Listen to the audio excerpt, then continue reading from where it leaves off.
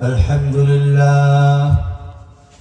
لله نحمده ونستعينه ونستغفره ونعوذ بالله من شرور أنفسنا ومن سيئات أعمالنا من يهد الله فلا مضل له ومن يضلل فلا هادي له ونشهد أن لا إله إلا الله وحده لا شريك له ونشهد أن سيدنا وسندنا وحبيبنا وقبيبنا ومولانا محمدا عبده ورسوله الذي أرسله بالحق كافة للناس بشيرا ونذيرا وداعيا إلى الله بإذنه وسراجا منيرا فقد قال الله تعالى في كلامه المجيد وفي فرقان الحميد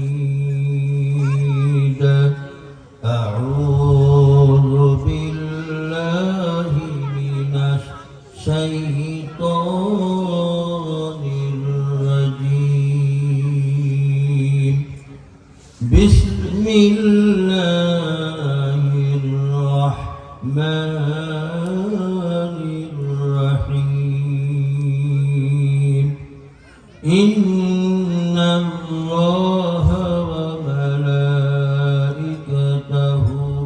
يصلون على النبي يا أيها الذين آمنوا صلوا عليه وسلموا تسليما اللهم صل على سيدنا مولانا محمد وعلى آل سيدنا مولانا সকলে জবান খুলে মহব্বতের সাথে বলুন আল্লাহুম্মা সাল্লি আলা সাইয়্যিদিনা মাওলানা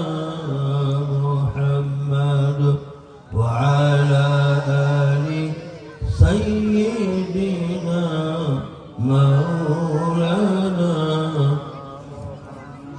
কোথায় রইল প্রাণের রাসূল আমাদের ছাড়িয়া আপনি ছাড়া কি লাভ হবে আমরা ধরাতে বাঁচিয়া আল্লাহুম্মা সাল্লি আলা সাইয়্যিদিনা মাওলানা মুহাম্মদ ওয়া আলা আলি সাইয়্যিদিনা মাওলানা মুআজ্জাজ মুহতারাম হযরত উলামায়ে কেরাম উপস্থিত দিনদার ইমানদার মুসলমান ভাইয়েরা বাড়িখানা পুরাতন বাকলা হাতেমারি সড়ক ও পান্ত সড়ক যুব সমাজের উদ্যোগে আয়োজিত 2 দিনব্যাপী ওয়াজ মাহফিল পঞ্চমতম আজকের এই শেষ রজনী আজকের এই মাহফিলের প্রধান অতিথি জনাব হযরত মাওলানা মুফতি আবুল কালাম আজাদি খতিব সিদ্দিক বাজার জামে মসজিদ বরিশাল এবং আজকের ইতিপূর্বে আমাদের মাঝে অত্যন্ত কোরআন হাদিসের আলোকে মূল্যবান বয়ান করে গিয়েছেন জামে জোর মসজিদের সম্মানিত ইমাম ও খতিব মদ্দিসুল্লাহ আলী আল্লাহ সুবহানাহু ওয়া তাআলা আজকের এই দিন এই সময় যে আল্লাহ সুবহানাহু ওয়া তাআলা আমাদেরকে তার দেওয়া পাও দ্বারা আমাদেরকে হাঁটাইয়া, তার দ্বারা চক্ষু দিয়ে আমাকে এই পথ দেখাইয়া, তার দ্বারা এই ব্রেন আমাদেরকে দিয়েছেন, যেটা এই ব্রেন বিভিন্ন জায়গায় আমরা খাটাইতে পারতাম, সেটা না খাটাইয়া এই মাহফিলে উপস্থিত হওয়ার তৌফিক যে আল্লাহ রাব্বুল আলামিন দিয়েছে, সেই আল্লাহ সুবহানাহু ওয়া তাআলার শুকরিয়া আদায় করছি। সকলে বলি আলহামদুলিল্লাহ। আপনার মতো আমার মতো হাজারো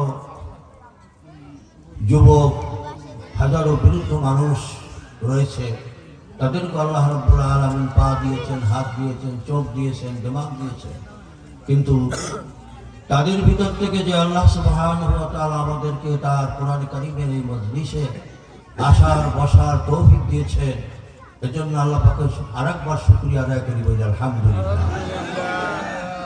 আমি জানি না অত্র এলাকার মা বোনেরা ঘরে বসে বসে তারা কি করেন। পুরুষ যারা রয়েছেন তাদের সকলকে মাহফিলে পাঠাই দেন, এটা আপনাদের কর্তব্য। তাদেরকে সকলকে এই মাহফিলে পাঠাই দিন। আজকের রাতের এই মাহফিল আর জিন্দিগির আর কোনোদিন এই মাহফিল হয়তো আমাদের জীবনে নাও পাইতে পারে। বিকার কথা ঠিক কিনা? ঠিক। আমাদের জন্য কারো কারোর জন্য এই জীবনের শেষ মাহফিল, আমাদের কারো কারোর জন্য জীবনের এই কোরআন কারীমের মাহফিলের আশা বসা এটা জীবনের শেষ আশা এবং বসাও হতে পারে। আমরা আল্লাহর দেওয়া এই হায়াত হয়তো আর এই রাত্র আমরা নাও পাইতে পারি, কাজে ওইটা মনে করে আমার দরজায়, যেটা আমাদের সকলে মিলে কর্তব্য ছিল প্রতি বছর কোরআন কারীমের মাহফিলের আয়োজন করে অত্র এলাকার নারী পুরুষ আবার বিদ্যা বনিতা সকলকে কোরআনের আওয়াজ শোনানোর এই দায়িত্ব আমাদের। এই দায়িত্ব পালন করার জন্য তবলীগের ভাইয়েরা অত্যন্ত মেহনত করতেছে সারা বিশ্বব্যাপী, যে এই দাওয়াত প্রতিটি মানুষের ঘরে ঘরে, প্রতিটি মানুষের কর্ণকুহরে যেন পৌঁছে যাবে। এবার কথা ঠিক কিনা? নিজের পয়সার খাবার খেয়ে, নিজের পয়সার গাড়ি ভাড়া দিয়ে, কষ্ট করে শীতের ভিতরে ঠান্ডা পানি দিয়ে কত গ্রামের ভিতরে গিয়ে উজু করে ফজরের নামাজ আদায় করে এরপরে দাওয়াত মানুষের কানে কানে পৌঁছে দেওয়ার জন্য তারা হরকত করতেছে। এটার কথা ঠিক কিনা?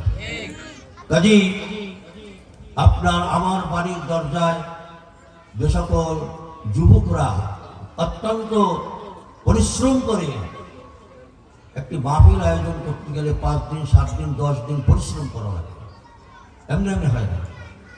আর আপনারা আমরা মাহফিল ঘরের ধারে পেয়ে বাস, কেউ ঘরে শুয়ে শুয়ে শোনে, কেউ চায়ের দোকানে বসে শোনে, কেউ রাস্তায় দাঁড়াই দাঁড়াই শোনে, কেউ পান খায় আর চা খায় আর শোনে, তবু মাহফিলের প্যান্ডেল আসে। এখানে কথা ঠিক কিনা? তাহলে এই প্যান্ডেলটা বানাবার দরকারটা ছিল। তাহলে আমি বইয়ে মাইক দিয়ে আমি ঘরের মধ্যে বইয়ে ওয়াজ করতে থাকতাম, আমরা ঘরে বই শুনতে। ঠিক আছে, তাহলে এত এত খরচা করে কি লাভ ছিল? এই প্যান্ডেলটা তৈরি করা, mic mic mic mic mic fit করা, লাইটিং করা, সুন্দরভাবে বিছানার ব্যবস্থা করা কি দরকার ছিল? দরকার ছিল এই জন্য আল্লাহ রাসূল বলেন, লা ইয়াকউদু কওমান ইয়াযকুরুনাল্লাহ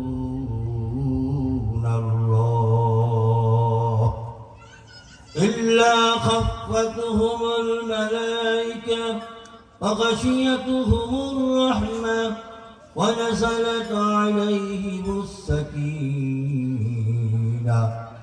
রাসূল পাক সাল্লাল্লাহু আলাইহি ওয়াসাল্লাম ফরমান, যেখানে যে এলাকায় যেখানে আল্লাহ পাকের দ্বীনের কথাবার্তা হয়, আল্লাহ এবং আল্লাহর রাসূলের আলোচনা হয় যেই মজলিসে, ওই মজলিসের চতুর্দিকে আল্লাহ রাব্বুল আলামিনের রহমতের ফেরেশতা দ্বারা আল্লাহ রাব্বুল আলামিন ওই মজলিসটাকে ঘিরে ফেলে দেন। বলেন সুবহানাল্লাহ। চতুর্দিক আমরা দেখি না, আল্লাহ রাসূল বলছেন। কথা সত্য না মিথ্যা? জোরে বলতে হবে। জোরে বলার দ্বারা দুইটা ফায়দা, একটা হলো যে ঘুম আসতেছে সে ঘুমটা যাবে, দ্বিতীয়ত এই আওয়াজগুলো আকাশ বাতাস আশেপাশে যা কিছু আছে সকলে সাক্ষী হয়ে যায়, আল্লাহ তোমাকে এই মজলিসে ঠিক বলে স্বীকার করে নিয়েছে। বলেন সুবহানাল্লাহ। চতুর্দিকে আল্লাহ পাকের রহমতের ফেরেশতা দিয়ে বেষ্টন করে ফেলেছেন। শুধু কি একজন একজন করে লাইন দিয়ে খাড়াইছে পুলিশের মতো? না, একজনের উপরে একজন, একজনের উপরে একজন করতে করতে আল্লাহ পাকের আরশ আযীম পর্যন্ত বলেন সুবহানাল্লাহ। এইভাবে আল্লাহর আরশ পর্যন্ত সমস্ত রহমতের ফেরেশতাগুলো এইভাবে করে বেষ্টনী দিয়ে রেখেছেন। এখানে যারা মজলিসে বসে আছেন এদের সম্পর্কে আল্লাহ রাব্বুল আলামিন আরশে আযীমে বসে তাদের সাথে আলাপ করতেছেন। বলেন সুবহানাল্লাহ। এখন যারা সাতটানে বই গেছে হাগত আলাপ করে, জোরে বলেন করবে? যারা দোকানে বসে রয়েছে তাদের আলাপ করবে? যারা ঘরের ভিতরে আছেন তাদের সম্পর্কে আল্লাহ পাক আলোচনা করবেন। যারা এই মজলিসে এসে বসবে, আল্লাহ রাসূল বলেছেন ওই মজলিসের প্রত্যেকের লোকের নাম এবং তার পিতার নাম ধরে ধরে আল্লাহ সুবহানাহু ওয়া তাআলা সব কিছু জানার পরেও বান্দার পরে এত খুশি হয়ে ফেরেশতাদেরকে জিজ্ঞেস করে, ওগো ফেরেশতারা, অমুকের বান্দা অমুক ওখানে বসে কি জিকির করতেছে, কি আলোচনা করতেছে? আল্লাহ জানেন না? জানেন না? জানার পরে জিজ্ঞেস করতেছে আগ্রহ করে। মার দ্বারে মামু বাড়ির গল্প, বুঝেন না? মার কাছে আইয়া এখন বাস্তায় করতেছে মামায় যা কি আদর করছে জানো? মামি সাংঘাতিক রকমের আমার আদর যত্ন করছে। মা তুই কার দ্বারে কি গল্প করো? তোর মামা আর তোর মামি যে কি কাশকিয়া তো আমি ভালো করে জানি। কি গল্প করতে কি কিন্তু আল্লাহ সব জানে। জানার পরেও মনের আগ্রহে জিজ্ঞেস করতেছে, ও ফেরেশতারা শোনো, আমার বান্দারা ওখানে বসে কি আলোচনা করতেছে? বলে, আল্লাহ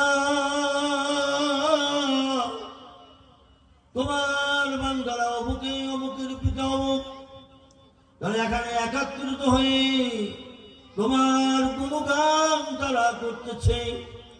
আল্লাহ রাব্বুল আলামিন বলেন, কি গুণগান করতেছে? তারা বলতেছে,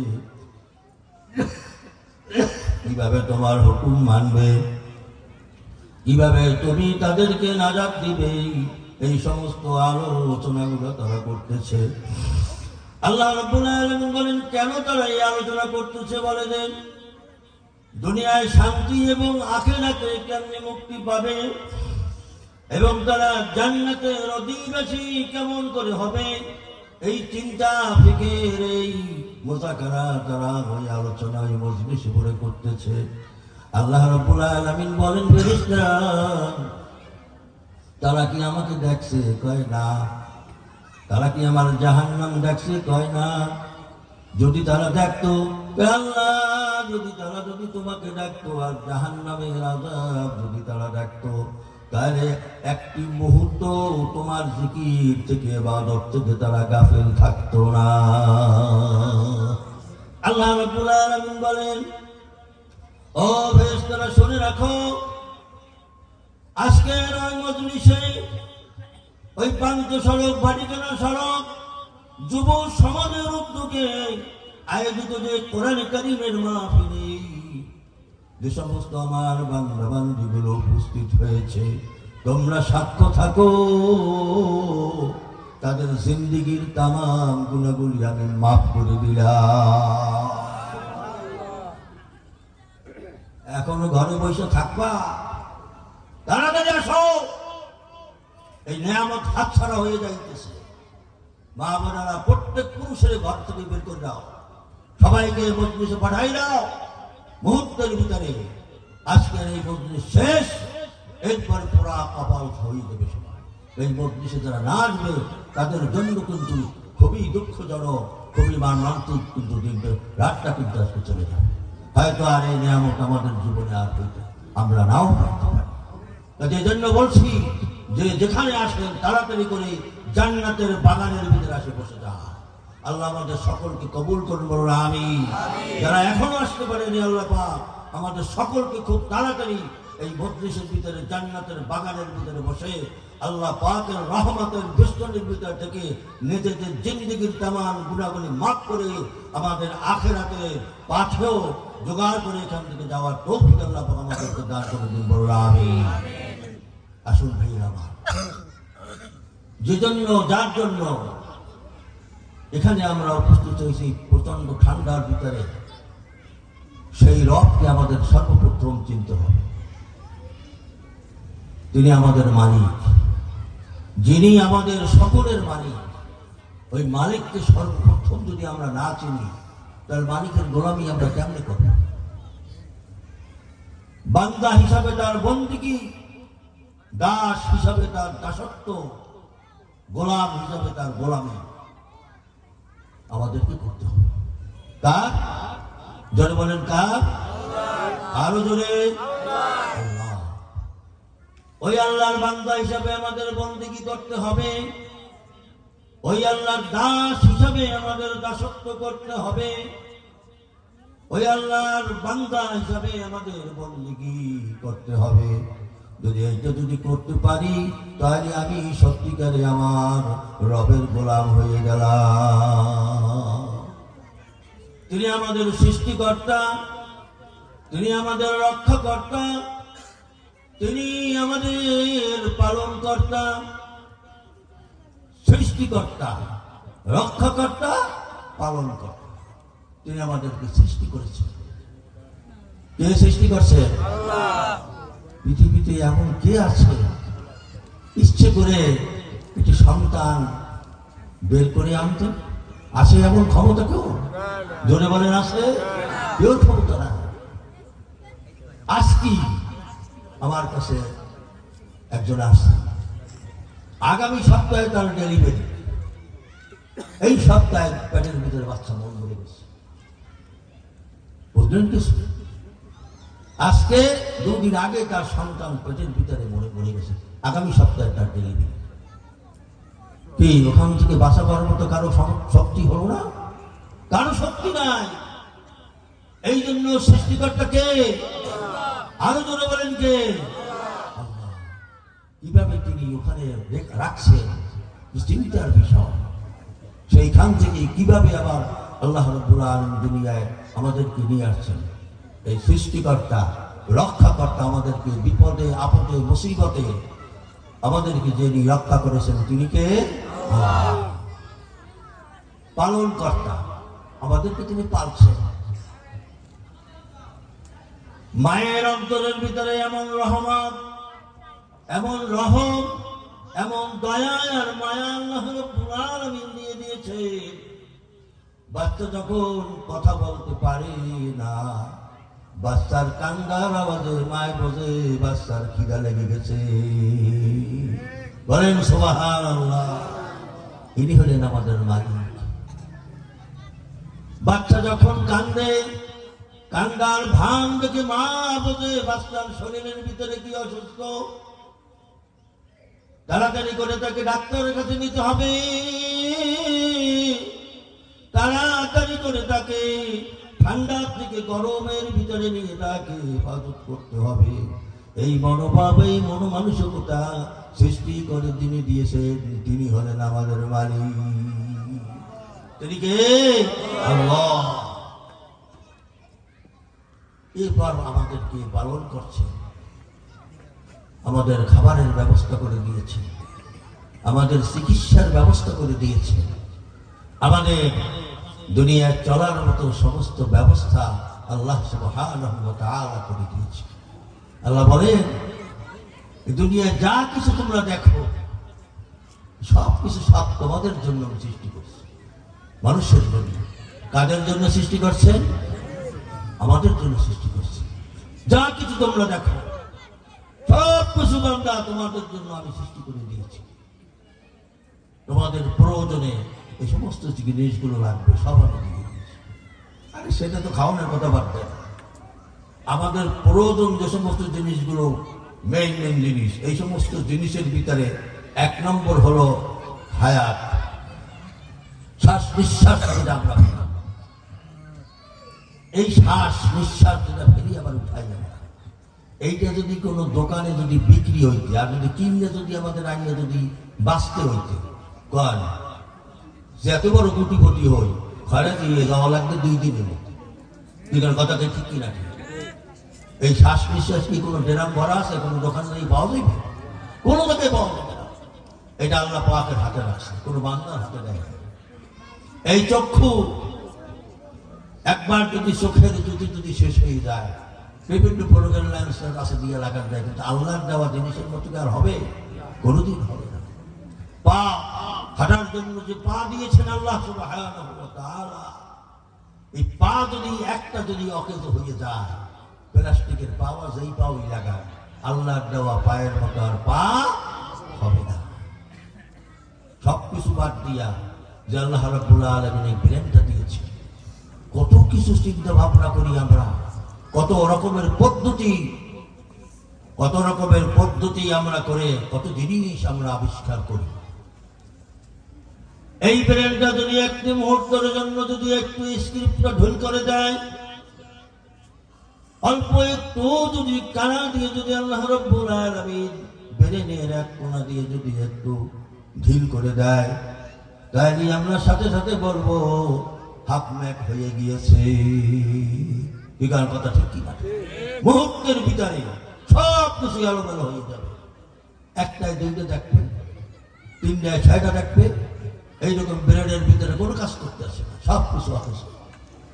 তাই ওই আল্লাহ সুবহানাহু ওয়া তাআলা আমাদেরকে সৃষ্টিকর্তা, রক্ষাকর্তা, পালনকর্তা, রিজিকদাতা। বলেন আলহামদুলিল্লাহ। কিরকম রিজিক দেখেন, মানুষের যখন যেই জিনিসের প্রয়োজন বান্দা চাওয়ার পূর্বেই সেই জিনিস এসে হাজির হয়ে যায়, এটার নাম হলো সেই রিজিকদাতা। বলেন আলহামদুলিল্লাহ। পাই আর খাই মনে করে কি? কত মানুষ আছে খাওয়ার সামনে পাইও খাইতে পারে না, আছে না নাই? আবার কত মানুষ আছে খাইতে চায় কিন্তু সামনে সব জিনিস পায় না। এই জন্য তিনি রিজিকদাতা। দেখেন আটলান্টিক মহাসাগরের অতল তলদেশে যেহেতু আল্লাহ রাব্বুল আলামিন বলেছেন আমি হইলাম সমস্ত প্রাণী কুলের রিজিকদাতা, হলাম আমি আল্লাহ। ওয়ামা মিন দাব্বাতিন ফিল আরদি ইল্লা আলাল্লাহি রিজকুহা। আল্লাহ রাব্বুল আলামিন বলেন যত প্রাণী জগতে পৃথিবীর ভিতরে রয়েছে, জলসার প্রাণী, স্থলসার প্রাণী, সমস্ত প্রাণী জগতের রিজিকের দায়িত্ব আমি আল্লাহ রাব্বুল আলামিনের। বলেন সুবহানাল্লাহ। কি রকমের দায়িত্ব দেখেন। আটলান্টিক মহাসাগরের অতল তলদেশে একটি শৈবালের সাথে যদি ছোট্ট একটি পোকা যদি লাগানো থাকে, ওই পোকাটার ক্ষুধা লেগে দিয়েছে, ক্ষুধার যন্ত্রণায় তিনি চিৎকার দিয়েছে, আল্লাহ আমার ক্ষুধা লেগে দিয়েছে। ওই প্রাণীটা ক্ষুধার যন্ত্রণার চিৎকারটা ওই মহাসমুদ্রের কোনো প্রাণীতে শোনে নাই, এই পৃথিবীর কোনো প্রাণীতে তার ওই কান্নার শব্দ শোনে নাই।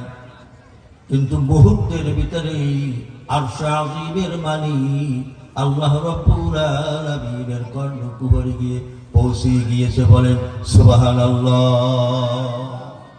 সাথে সাথে আল্লাহ রাব্বুল আলামিন ওই আটলান্টিক মহাসাগরের অতল তলদেশে ছোট্ট একটি পোকা তার ক্ষুধার যন্ত্রণায় যখন আল্লাহকে ডাক দিয়েছে, আল্লাহ রাব্বুল আলামিন সাথে সাথে ওইখানে তার খাবারের ব্যবস্থা বানাই দিয়েছেন। বলেন সুবহানাল্লাহ।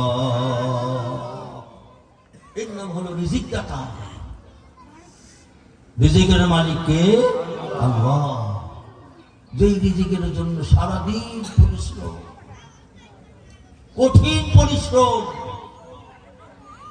কঠোর পরিশ্রমের ভিতর দিয়েও খাবারের জন্য মানুষ পাগল, খাবার জোগাড় করতে গিয়ে হালালের দিকে ওসায় না, হারামের দিকে ওসায় না। খাবার জোগাড় করতে গিয়ে কিসের নামাজ, কিসের কালাম, কিসের ইসলাম, কিসের ধর্ম, কোন দিক ভাবতেছে না। খালি কামাই আর কামাই করতেছে, হালাল আর হারামের কোনো বাদ বিচার না। এরকম লোক আছে কি নাই? আছে, আছে। এই জন্যই আল্লাহ পাক সীমারেখা দিয়ে দিয়েছে। রিজিকের মালিক আমি ঠিকই, কিন্তু রিজিক তালাশ করতে হবে তোমার সঠিক পন্থায়, হালাল পন্থায়। বরকত দেওয়ার মালিক হলাম আমি আল্লাহ সুবহানাহু ওয়া তাআলা। বরকত দেওয়ার মালিক কে? আল্লাহ। অল্পর ভিতরে বরকত দিয়ে দেবে। পেটটা যদি নাই ভরে, একটা তিমি মাছের খাবারের দামের খবর কি? কত টন খাবার তার লাগে একটা তিমি মাছ, সেটারে কি খাওয়ায়? জোরে বলেন, আল্লাহ খাওয়ায়। এই পৃথিবীর বুকে এই যে দেখেন অনেক পশু পাখি আছে, সকালবেলা তাহারা খালি পেটে বের হয়ে বাসার থেকে যায়, সন্ধ্যাবেলা পেট ভরিয়া আবার বাসায় ফিরে আসে। জোরে বলেন চলবে? ইমানদার দাবি করলেই কত চলবে না। তুমি মুসলমান, তোমার উপরে নামাজ ফরজ, তোমার নামাজ পড়তেই হবে। আজকে সমস্যার কারণে বর্তমান নিম্ন জিনিস, কিন্তু তুমি যদি বলো এটা আমার ইচ্ছা, ওই এখানে ইচ্ছা থাকবে না, থাকবে থাকবে না। তাহলে তুমি বলো যে আমি মুসলমান না, তো তোমার আমি জীবনেও কোনোদিন নামাজ পড়তে কমবো না। বিজ্ঞান কথা ঠিক কি নাকি? যিনি দাবি করবে আমি মুসলমান, আমার মালিক হলেন আল্লাহ, আর আমার নেতা হলেন বিশ্বনবী মুহাম্মাদুর রাসূলুল্লাহ সাল্লাল্লাহু আলাইহি ওয়াসাল্লাম। তিনি কোনদিন শরীয়তের কোন জিনিস, আল্লাহর কোন হুকুম, নবীর কোন তরিকা বলতে পারবে না আমি মানলে মানলাম, না মানলে না মানলাম।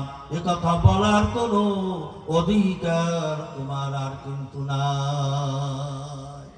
এটার কথা ঠিক কিনা? ঠিক, কোন অধিকার নেই। আমার নবীকে যখন আমি নবী হিসেবে মেনে নিয়েছি, আর কেমন নবী, কাফেররা পর্যন্ত আরে বলতে পারে না কিন্তু একটা মিথ্যা কথা বলছে। আলামিন উপর দিতেছে কারা? মুসলমানেরা আর কাফেররা?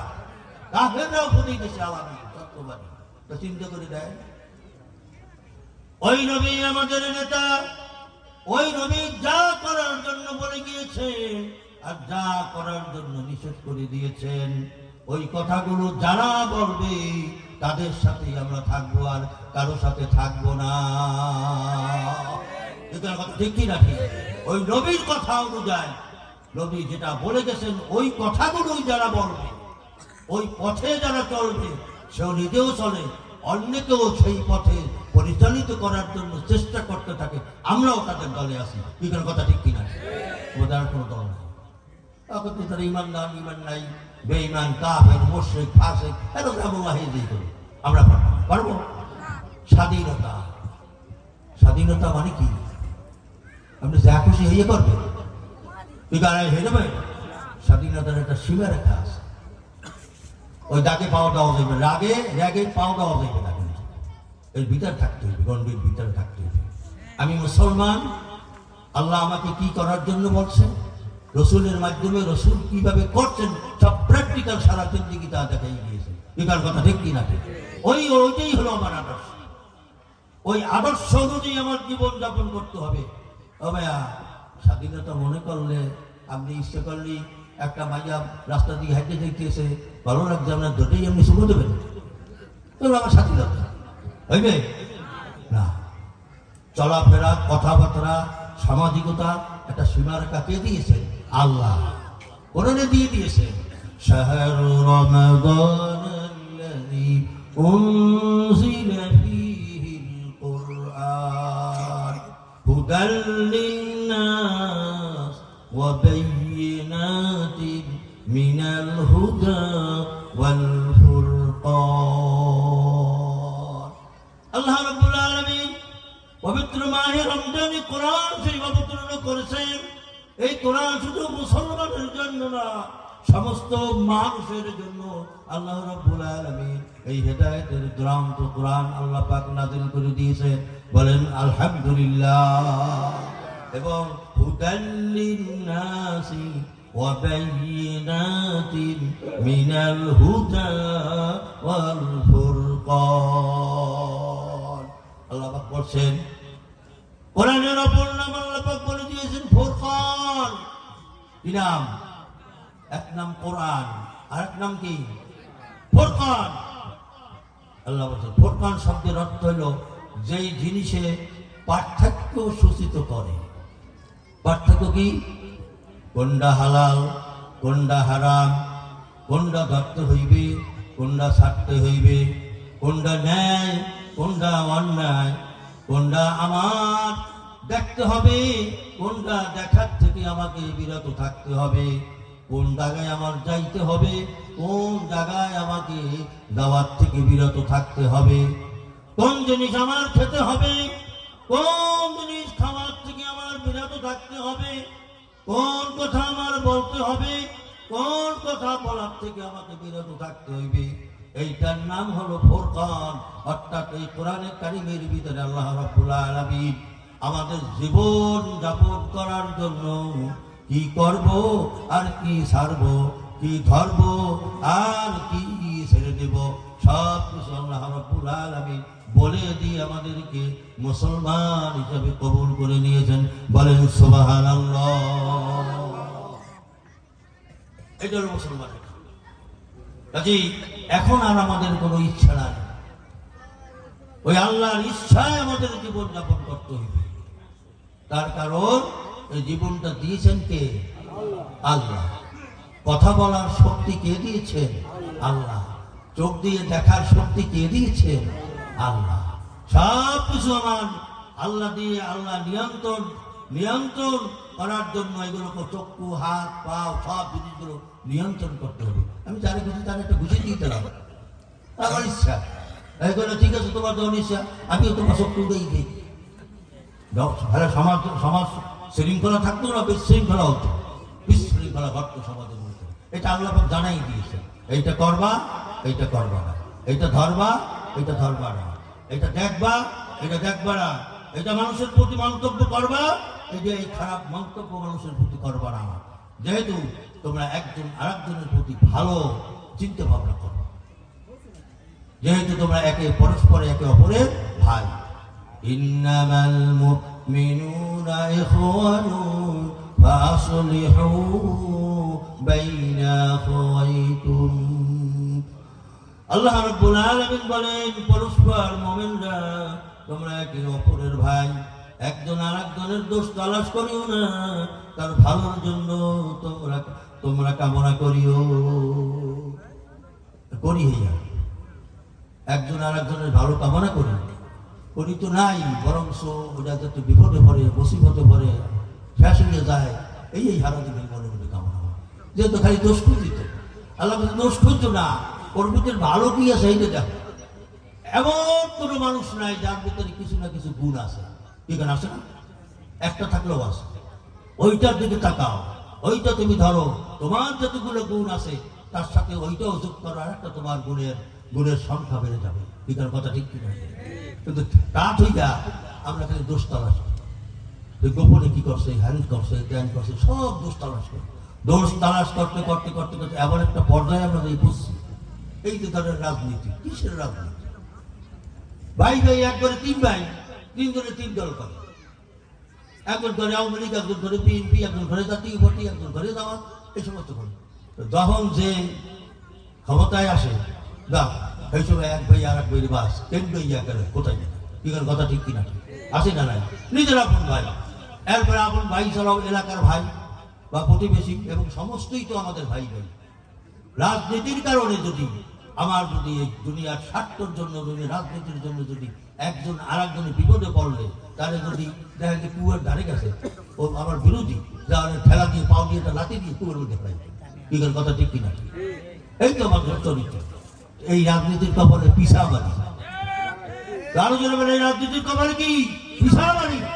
এমন রাজনীতি দিয়ে আমার ভাই ভাইয়ের মধ্যে শত্রুতা, আমার আমার এলাকাবাসীর সাথে শত্রুতা এবং রাজনীতির ব্যাপারে হাজারো বার পিছাবার এখানে কথা ঠিক কিনা? এমন রাজনীতি দরকার নাই বাংলাদেশে, কোন দেশে, সারা পৃথিবীতে এমন রাজনীতি দরকার। এমন রাজনীতি হতে হবে একে অপরের দরদে দরদবান হতে হবে, একে অপরকে সাহায্য সহানুভূতি সহযোগিতা করার জন্য তার সবসময়ের জন্য মন কাঁদতে থাকবে। কে বিপদে বললো, কে মুসিবতে বললো, কে অভাবে আসে, কে দুঃখে আসে, শীতের সময় কে শীতে শীত বস্ত্র না পেয়েছে, শীতে কাঁপতেছে, সেটা যেই দল করি এটার কথা ঠিক কিনা? এটাই না হলো মুসলমান, আর এটাই হলো রাজনীতি। কিসের রাজনীতি? হ্যাঁ, নিজেরা হারা বছর খামু আর আমার আশপাশের কোনো মানুষ থাকবে এইভাবে না খাইয়া, নিজেরা পাঁচতলায় থাকবো, আশেপাশের মানুষগুলো সব থাকবে মাঠে ঘাটে তাম্বুরে টানাইয়া, এটা কি রাজনীতি হলো?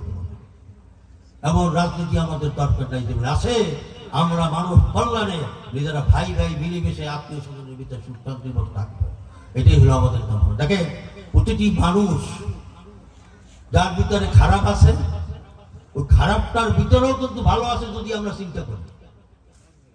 কিরকম ভালো আছে দেখেন, হয়তো জুনায়েদ বাগদাদি রহমতুল্লাহ আলাইহি, বাগদাদের হয়তো জুনায়েদ বাগদাদি নাম শুনেন না?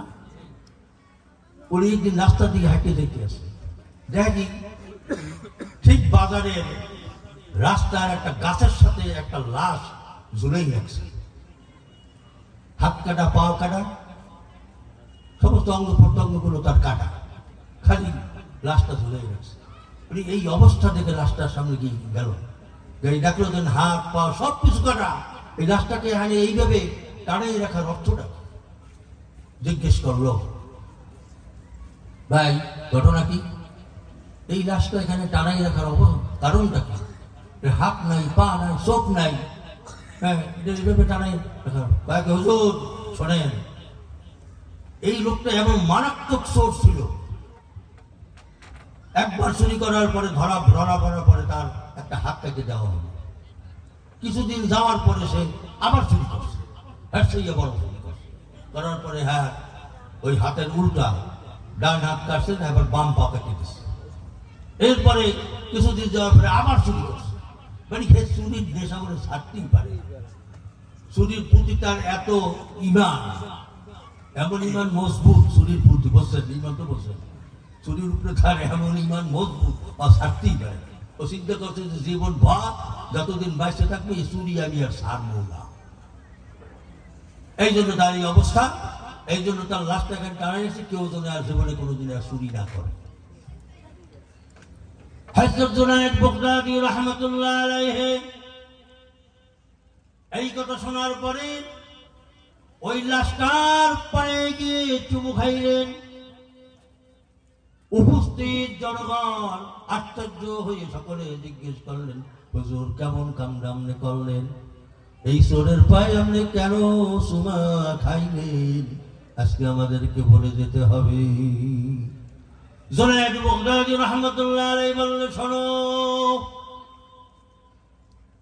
এই লোকটা সে যেই কাজ জীবনে করছে, ওই কাজটা সে এমন ভাবে মনে প্রাণে করছে, জীবনভর চিন্তা করেছে, জীবন যতদিন আছে এই কাজ থেকে আমি আর কোনোদিন ফেরব না। এর উপরে তার ইমান মজবুত ছিল, সেই কাজ করতে করতে তার মৃত্যুদণ্ড হয়ে গিয়েছে। আমি এই জন্য চুমা খেয়েছি। এই লোকটার মতো যদি আমাদের ইমান থাকতো, আমি আল্লাহর উপর ইমান এনেছি, আমার রাসূলের প্রতি ইমান এনেছি, আমার হুকুম, আল্লাহর হুকুম, নবীর তরিকা, যতদিন আমার জীবন থাকবে ততদিন যত বিপদ আসবে, মুসিবত আসবে, জেল আসবে, জরিমানা আসবে, ফাঁসির মঞ্চ যদি ঝুলতে হয় ঝুলবো, কোনোদিন আল্লাহ এবং আল্লাহর রাসূলকে ছাড়বো না। লা ইলাহা ইল্লাল্লাহ, লা ইলাহা ইল্লাল্লাহ, লা ইলাহা ইল্লাল্লাহ মুহাম্মাদুর রাসূলুল্লাহ।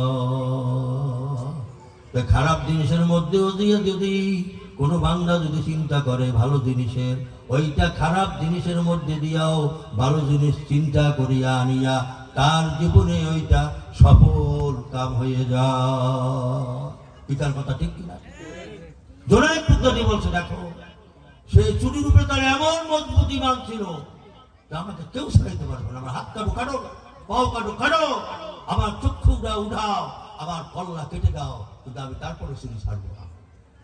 আমাদের ঈমান যদি ওই রকমের মজবুত থাকতো, গালি দাও দাও, হাত কাটো কাটো, পাও কাটো কাটো, চক্ষু উঠাই দাও দাও, ফাঁসির মঞ্চে চলে আমাকে ফাঁসি দিয়ে দাও, তারপর শব্দ থেকে এক চুল পরিমাণও আমি বেলায় বিচ্যুত হব না।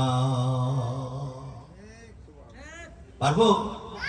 এই রকমের ঈমান, ওই রকমের ঈমান যদি রাখতে না পারি, এই আজকের মোবাইলের পর কাল ফজর নামাজ কর। মোবাইল তো খালি মোবাইল আসলে কিন্তু ওই কানের সুর, মোবাইল আসলে কিন্তু কানের সুর। ছুটে গেলাম, আমল করানো বড় কঠিন। আমল হয় কোথায় জানেন? আমল হয় তাবলীগের জামাতে, আমল হয় ভাই পীরের দরবারে, যেখানে 2 দিন 3 দিন যাইয়া কাটকি বস্তু লইয়া বইয়ে থাকা, এবার যেটা শোনে ওইটা ঠিক অন্তরের ভিতরে গাইয়া এবার নিয়ে আসে। বিজ্ঞান কথা ঠিক কিনা? এই মাফের এই রাত্রে যদি উঠে শুনলাম বলতে এই ঘুমাবার শেষ। পরের দিন ওয়াজ যদি ভালো লাগে, হুজুরে যা ওয়াজ করছে, কি ওয়াজ করছে, কৌমুখী সাংঘাতিক, কইতেও পারে না কি করছে। কেমন গলাটা এত সুন্দর, কথাগুলো এত মধুর, যে ওয়াজ করছে বুঝতে বেড়া আর উঠতেই পারি রে বেড়া। কি ওয়াজটা করছে, কি হ্যাঁ করবো কি বেড়া, হ্যাঁ করছে বেড়া, হ্যাঁ করে হ্যাঁ করছে ঠিক আছে, কি করছে ইয়া করতে পারে না, আমলটা কি করবে? কাজে আসে 3টা জিনিসের মহাব্বত মৃত্যু পর্যন্ত আমাদের করতেই হবে। 3টা জিনিসের মহাব্বত। 1 নম্বরে আমাদের ধর্মকে মহাব্বত করতে হবে। আমাদের ধর্মের নাম কি? অনেকে ওই মুখ বুঝে রয়েছে, কই কি জানি ধর্মের নাম কি? এবার করো কা, তুই চাই আসো কা। আমাদের ধর্মের নাম কি? ইসলাম। ইসলাম যশোরে আজ থেকে 30 বছর আগে বলছে বাজার নদীটা ছিলাম, বাজারে বসে নদীটা বলতে দিকে আমাকে নবীর নাম কি? তখন কি যে জিগাইলেন, এতদিন তো আমার স্বামীরই মনে করছিলাম নবী, তাহলে আমি এবার কোন নবীর কথা জিজ্ঞাসা দিয়ে যাই? আসল বেসিক জিনিসই আমরা জানি না। আমাকে রসুলকে হয় না মনে জানে না, অথচ মুসলমানের ঘরে সন্তান। ধর্মের নাম কি? ইসলাম। ইসলাম অর্থটা কি? যদি কেউ দিকে ভাই ইসলাম ইসলাম করে তা আরবি শব্দ, আসলে বাংলা অর্থটা কি? হ্যাঁ ওটা অনেক আলেম ওলামারা কইবে আরেকটা, কইবে শান্তি। কি কইবে? শান্তি। ইসলাম অর্থ শান্তি। ইসলাম ধর্মটা শান্তি। ইসলাম অর্থ কি? আনুগত্য।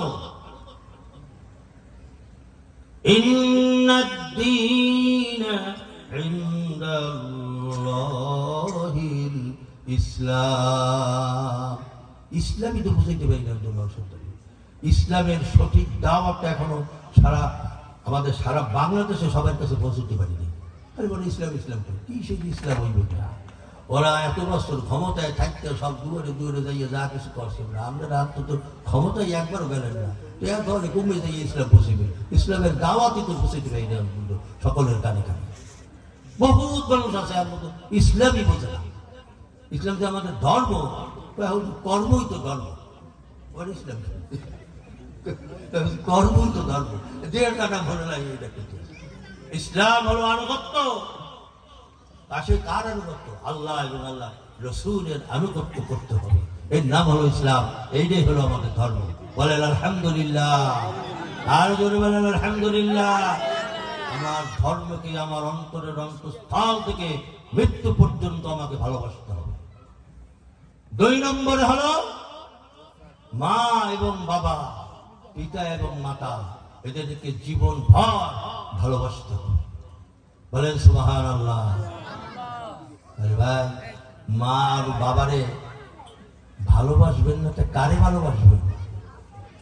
যাদের সিরায় দুনিয়ায় আসা, যাদের উসিলায় আমি স্বাবলম্বী হওয়া, যাদের উসিলায় শিক্ষা দীক্ষা আমি পাইলাম, যাদের উসিলায় আদব কায়দা শিখলাম, তাদেরকে মহাব্বত করবেন না, ভালোবাসবেন না, বাসবেন শ্বশুর আর শাশুড়িরে।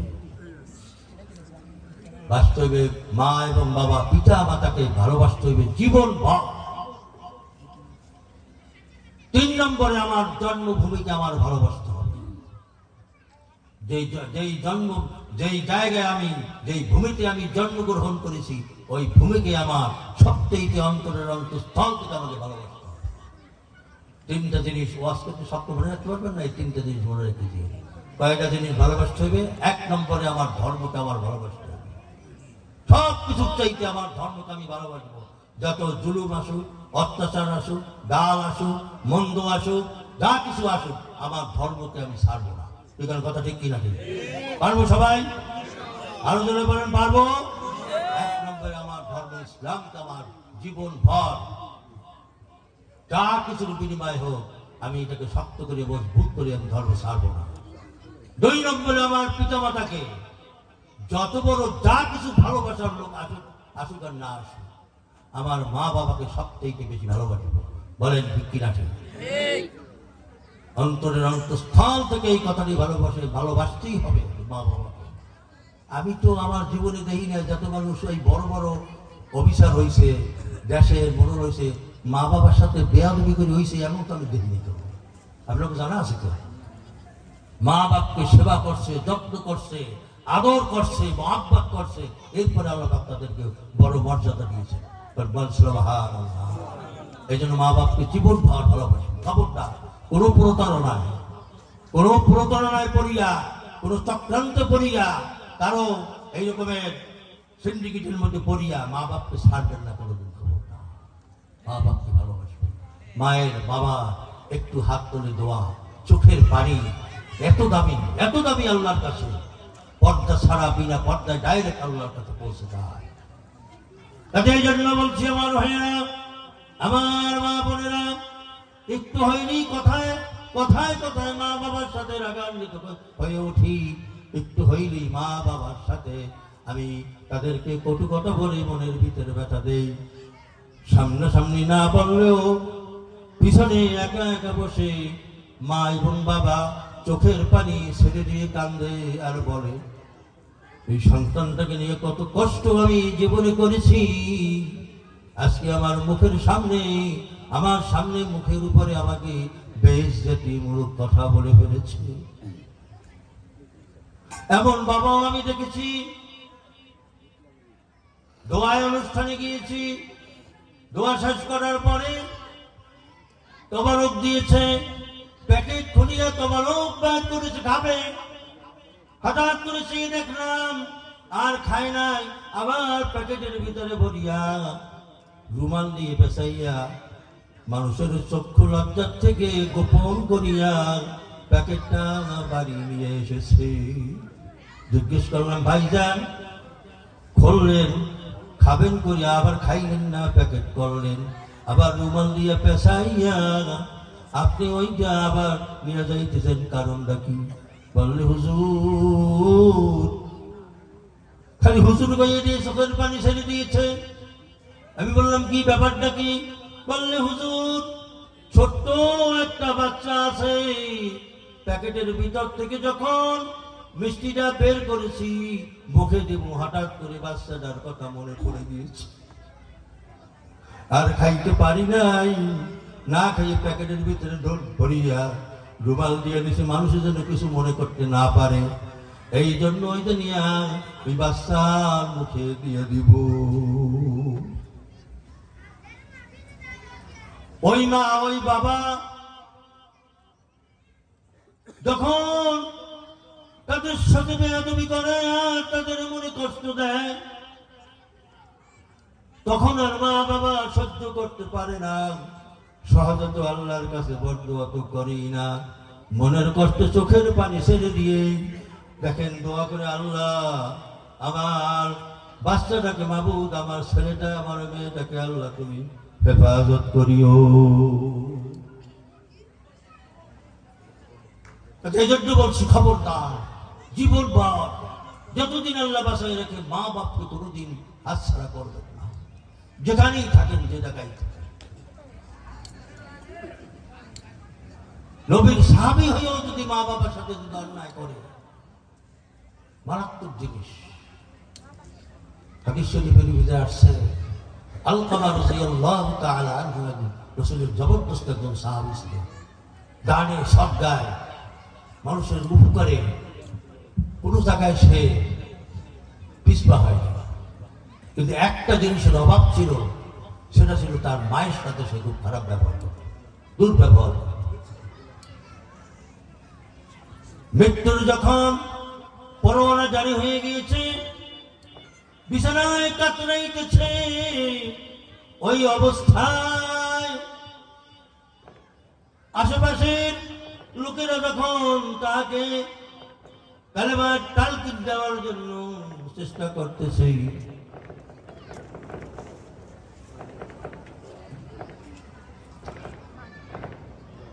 যতবার তাকে তালকিন দিতেছে, বলতেছে লা ইলাহা ইল্লাল্লাহু মুহাম্মাদুর রাসূলুল্লাহ, আলকামা নবী সাহাবী উচ্চারণ করতে পারে না।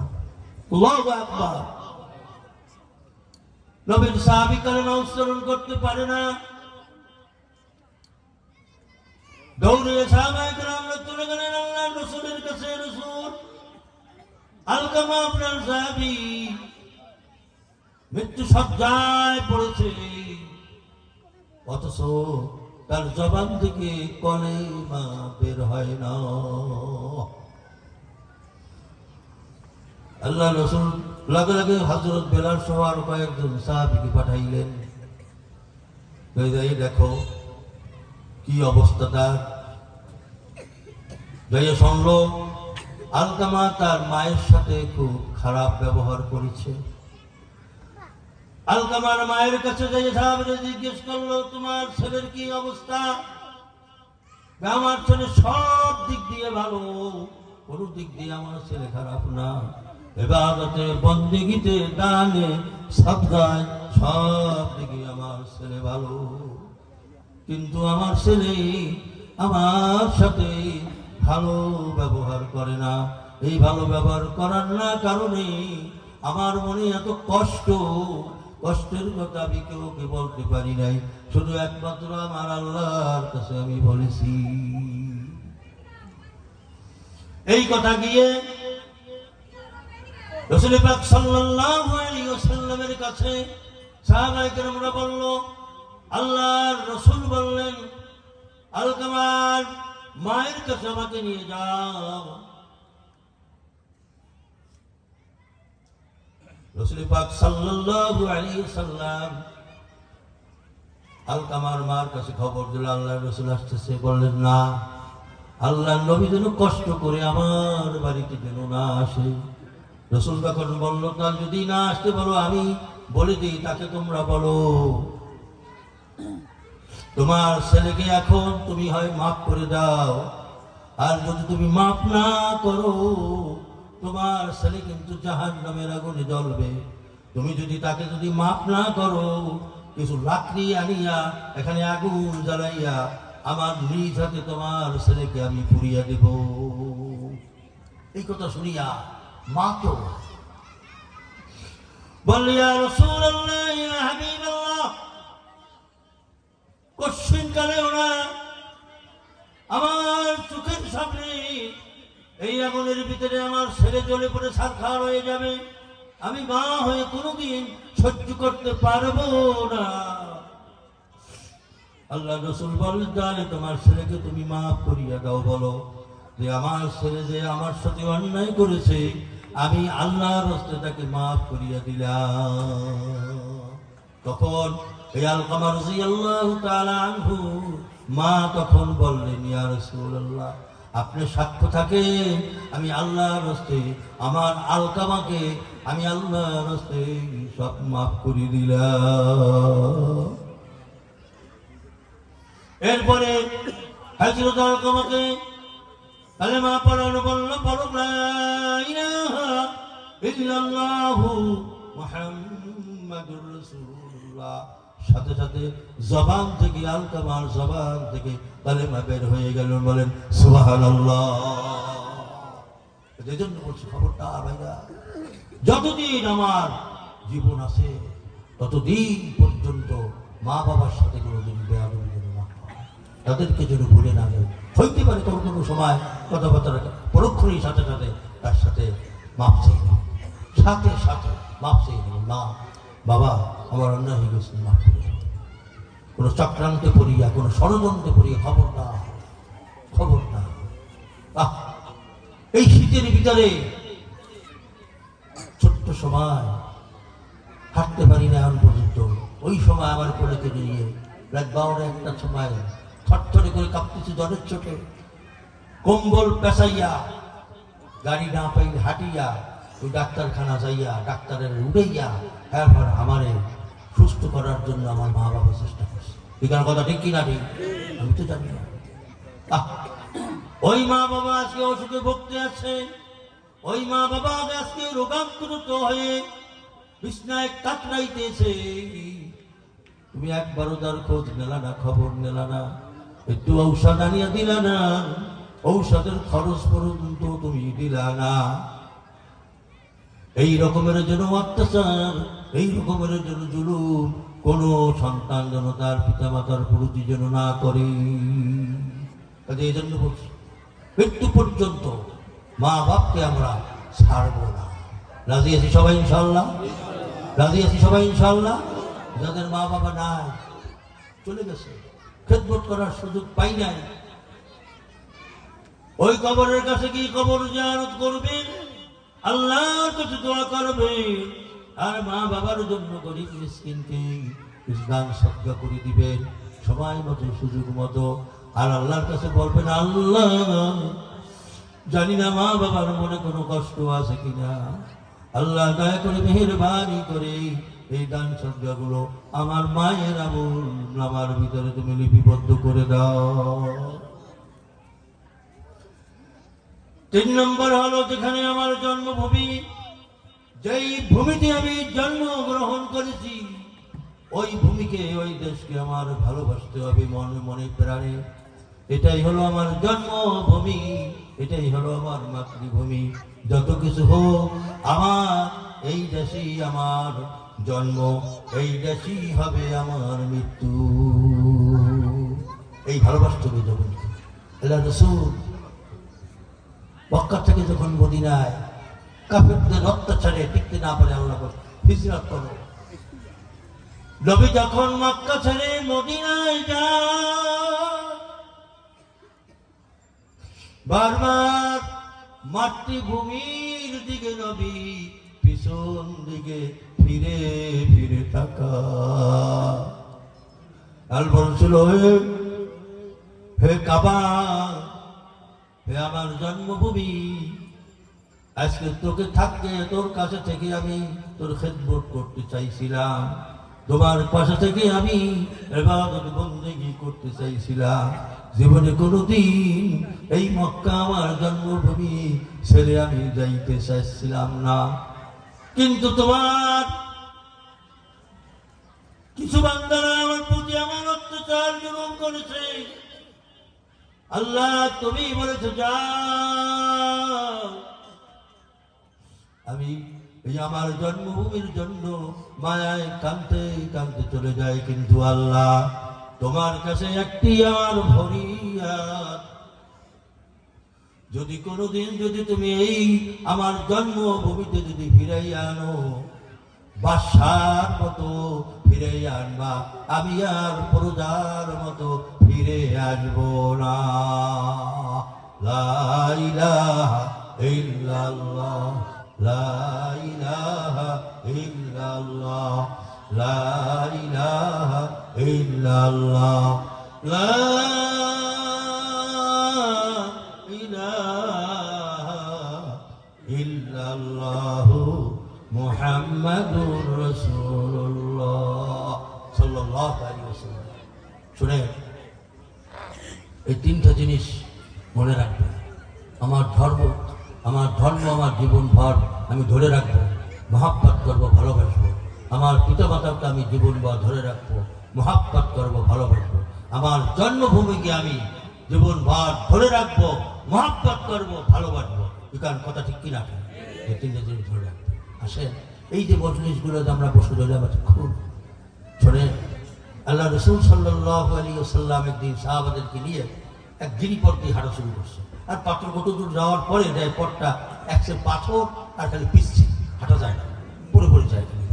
সাহাবাই গেলাম বললো হুজুর হাঁটতেই পারি না, পড়িয়ে যাই খালি। পড়ি তো যায় দেখি তো আমিও পড়ি, কিন্তু একটা কাজ করো, এই হাঁড়িতে পাথর দাও না, এর মধ্যে যে যা পারো কিছু পাথর উড়েই লইল। রাস্তা ঠিক আছে, চিন্তা করে দেন যারা একটা বেশি ভক্ত রসুল সাল্লাল্লাহু আলাইহি ওয়াসাল্লাম দুইটা তিনটে যা পাশে লইছে আছে না আমার মধ্যে জানেন না। অনেক সময় হুজুরকে কইলে হুজুরে যখন কইছে তাকে একটু করবে, এরকম আছে। যারা সাহাবীরা হুজুরকে বেশি ভক্ত, বেশি ভালোবাসে, দুইটা তিনটে যা পারছে সব কিছু করেছে, উঠতে উঠতে লইছে, লইয়া হারাচ্ছে। আর যারা হারছে একটু যারা একটু কম ভালোবাসে তারা আবার একটু হারছে একটু কম লইছে। যারা একটারই কম ভালোবাসে আইসে আর হুজুর লোকে হুজুর কইছে ছোট একটু হাতে করে লই, হুজুর কইছে একটা লাগা কইছে পাথর লোক ছোট করে কইছে। একটা গন্তব্যস্থলে যাওয়ার পরেই রসুল সাল্লাল্লাহু আলাইহি ওয়াসাল্লাম বলছেন, এই তোমাদেরকে পাথর আনতে গেছিলাম, হ্যাঁ করছে কি? হ্যাঁ হুজুর আছে, কেনা কি আনছে সবাই দিকে আমি লই যাও। যা লইছে হুজুরের প্রত্যেক পাথরে ফু দেওয়ার পরে সব স্বর্ণ হয়ে গেছে। আল্লাহু আকবার। এখন যেটা বেশি আছে সেটাই আফসোস করে, আর যে একটা কম আছে হেও আফসোস করে। কেন যে একটু বেশি আছে আরো একটু আনতে পারতাম, হেঁটেও তো হেঁটেও ওটা শোনা হয়েছে। আর যে কম আছে আনলাম কি, আরে আল্লাহ ওই বেড়ে তো শিখতে গেলে। হ্যাঁ, কাজে এই সমস্ত ওয়াজের মজলিসগুলো শুরু থেকে শেষ পর্যন্ত আমরা জমিতে থাকতে পারি। এর মধ্যে ভিতর থেকে যদি একটি কথা আমার জীবনে যদি কলিজায় যদি লেগে যায়, আর ওই কথাটা যদি আমার যদি আমল করতে পারি, আল্লাহ পাক পাহাড় সমান সব আমাদের আমল নামার মধ্যে দিয়ে দেবে। বলেন সুবহানাল্লাহ। এই জন্য বলছি আমার ভাইরা, নৈরাশ হবেন না। মানুষ কমাই হোক কত কি আছে, মানে হাজার হাজার মানুষ মাইকের আওয়াজ শুনতে আছে, এই কথা ঠিক কিনা? মজলিসে কম, কিন্তু ডান ডাইনে বামে সামনে পিছনে উপরে নিচে সব জায়গায় কিন্তু মানুষ আছে, আছে না? না, কিন্তু আপনারা আমি টাইমে দেখলাম আপনারা যা আইসে এর 5 গুণ বেশি মহিলারা পিছনে আছে, টোটাল কিছু আর 5 গুণ বেশি মহিলারা পিছনে আছে। আমি কালকে মোবাইলের সাথে যাই, এই কয়জন পুরুষ যায় আর কয়জন মহিলা যায়, দেখি যে আমরা যেখানে আছি তার সাথে 5 গুণ বেশি। আর বলেন আলহামদুলিল্লাহ। এই জন্য মা বোনদেরকে বেশি খবরদার।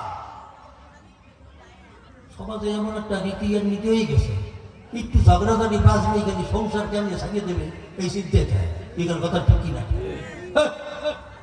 সংসার কষ্টকে ছাড়িয়ে দেওয়ার পারবে না, যুদ্ধ করতে পারে, সংসার টিকেই রাখতে হবে। এগুলোর কথা ঠিক কিনা? এই টেলিগাড়ি সংসার সারাসারি সাজিয়ে দিয়ে এই কাম দিয়ে হুজুর লাগে, হুজুর এই হয়েছে এখন মিলে টেলে বেড়া সংসার মাংস সুন্দর মতো, এর মধ্যে ছাত্র হইবে, ঝাঁটি হইবে, মাই হইবে, বহুত কিছু হইবে। ওই সংসার যুদ্ধ করে তোমার মজবুত করে ঠিক রাখতে হবে। এগুলোর কথা ঠিক কিনা? আজকে ঝগড়া হয়েছে কাল মিটতে দেবে না, আর একজন তোমার তৈরি করা জিনিসের উপরে বইয়ের ঘুরেইবে, এই সময় দেখবা আর কানবা। খবরদার আমার মা বোনেরা, আপনাদের জন্য জান্নাত বড় সহজ।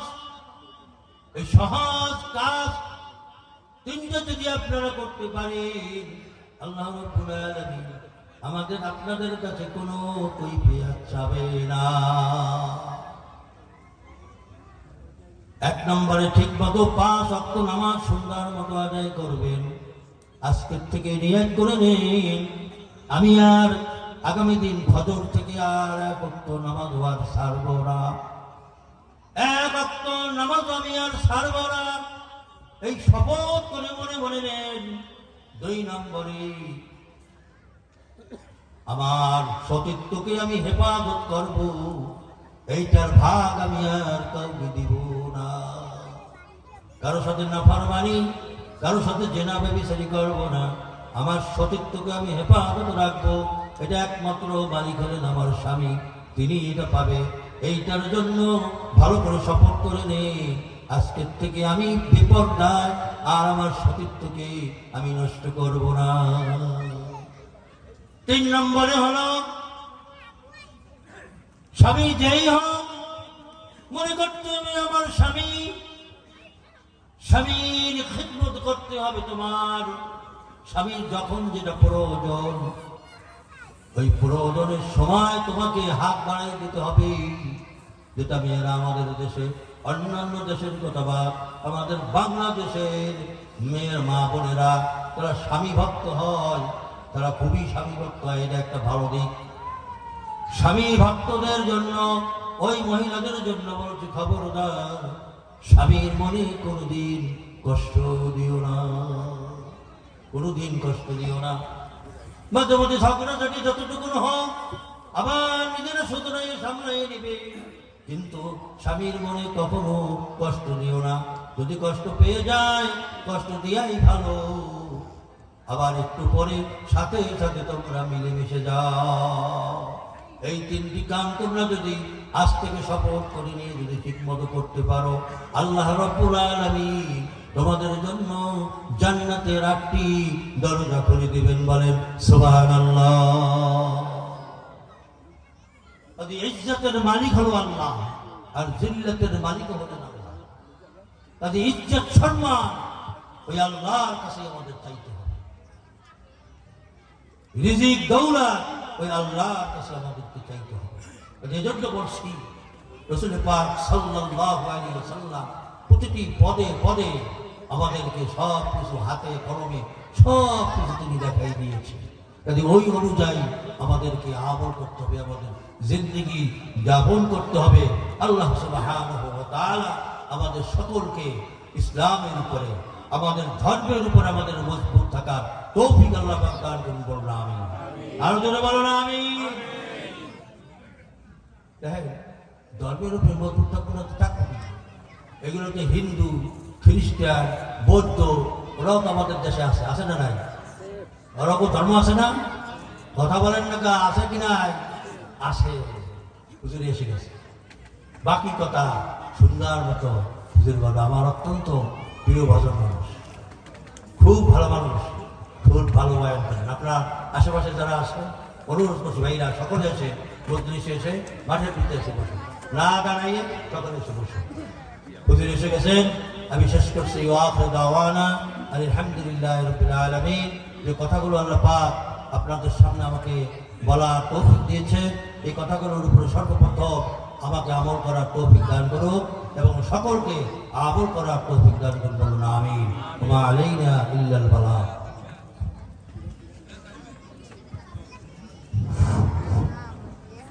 আলহামদুলিল্লাহ, আজকের মাহফিলের সভাপতি সাহেব গুরুত্বপূর্ণ নসিহত পেশ করলেন।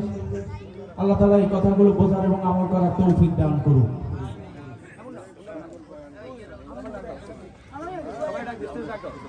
মুহতারাম